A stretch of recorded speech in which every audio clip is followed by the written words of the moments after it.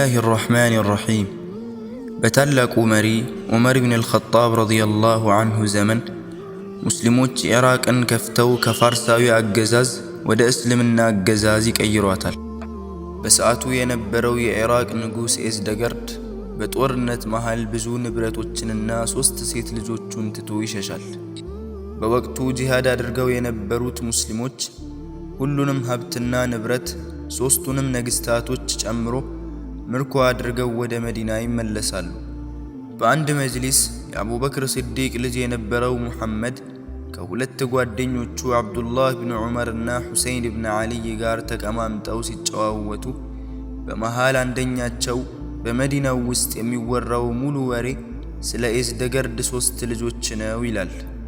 ሁሰይንም ታላቁ መሪ ዑመር ኢብኑ አልኸጣብ ረዲየላሁ ዐንሁ ለእናታችን ዓኢሻ ረዲየላሁ ዐንሃ 3ቱንም ንግስታቶች በእንግድነት እንድትቀበላቸው መልእክት አስተላልፈዋል ይላል።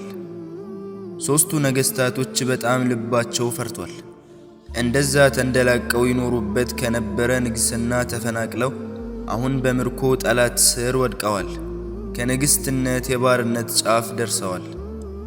እርስ በርስ ድምጻቸውን ቀንሰው እየተነጋገሩ የት እንዳለን ግን ታውቃላችሁ? የሙስሊሞች መሪ የነበረው ነብይ ቤት ነን። ይህችም ባለቤቱ ናት። በጣም ጥሩ ሰው ናት። ከመጣን ጀምሮ እንደ ትልቅ እንግዳ ነው የምትንከባከበን። እሷ ብቻ አይደለችም፣ ሁሉም ሙስሊሞች በጥሩ አመለካከት ነው እያዩን ያሉት ይላሉ። መለስ ሲሉና አይደለም ራሳችንን ማታለል የለብንም፣ በመልካምም ሆነ በመጥፎ ተቀበሉን፣ እኛ ከዚህ በኋላ ባሪያዎች ሆነናል ይላሉ። ይህንን ስትሰማ የነበረችው እናታችን ዓኢሻ ረዲየላሁ ዐንሃ ፈገግ ብላ ትገባለች። አይደለም በአላህ ይሁንብኝ፣ ከዚህ በኋላ ባሪያ አይደላችሁም ትላቸዋለች። እነሱም በግርምት ምን እያልሽ ነው? ይህ እንዴት ሊሆን ይችላል አሏት። ዓኢሻም የሙስሊሞች መሪ ከሙስሊሞች ቤተ ግምጃ ገዝቷችሁ ነፃ አውጥቷቸዋል። 3ታችሁም ከምርኮ በፊት እንደነበራችሁት ሑር ናችሁ ትላቸዋለች። በአንድ ዕለት ዓሊይና ልጁ ሁሰይን መስጂድ ላይ ቁጭ ብለው ሳሉ ሁሰይን ለአባቱ እንዲህ ሲል ይጠይቀዋል። ለምንድነው እነዚህን 3 ንግስታቶች ነፃ ያወጣሃቸው አለው። ዓሊይም እንዲህ አለው፣ እነሱ ከእስልምና በፊት በንግስና እልቅና ላይ ነበሩ። እስልምና ሀገር ደግሞ ተዋርደው ሊኖሩ አይገባም።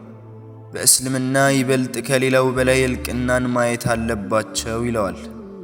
በ3ቱ ንግስታትና የዓኢሻ አክስት በነበረችው ኡሙ ሚስጣህ መካከል ጓደኝነት ይፈጠራል። በአንድ ዕለት ኡሙ ሚስጣህ ምግብን ይዛላቸው ትቀርባለች። ቀረብ ብላችሁ ብሉ፣ እናታችን ዓኢሻ ያዘጋጀችው ነው ትላቸዋለች። እሺ ብለው ምስጋናን ካቀረቡላት በኋላ ከመካከላቸው አንደኛዋ ለምንድነው ግን ዓኢሻን የሙእሚኖች እናት ብላችሁ የምትጠሯት ብላ ጠየቀቻት።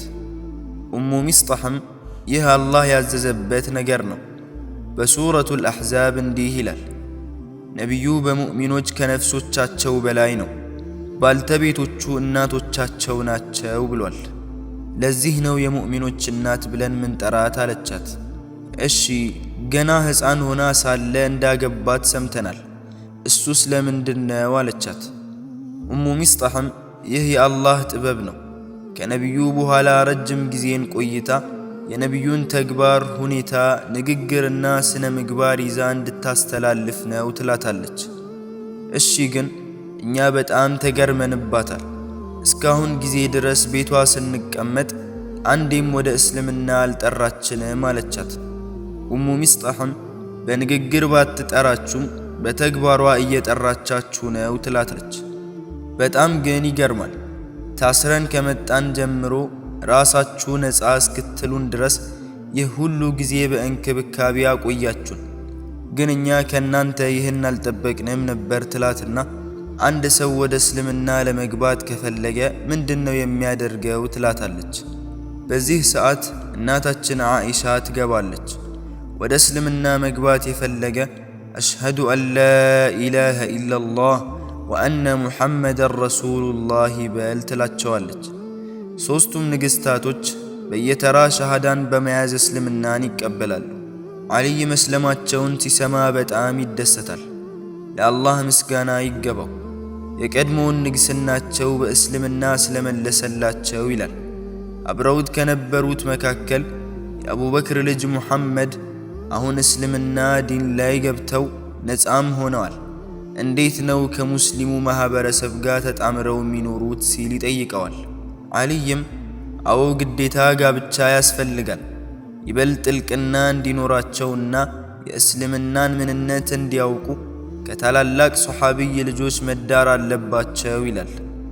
ምልከታው ሶስቱ ከአጠገቡ የነበሩት የአቡበክር ልጅ ሙሐመድና የዑመር ልጅ አብዱላህ እንዲሁም የዓሊይ ልጅ ሁሰይን የዘዋጅን ጥያቄ እንዲያቀርቡ ነበር።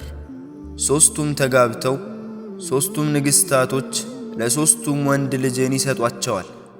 የአቡበክር ልጅ ሙሐመድ ልጁን ቃሲም በማለት ይሰይመዋል።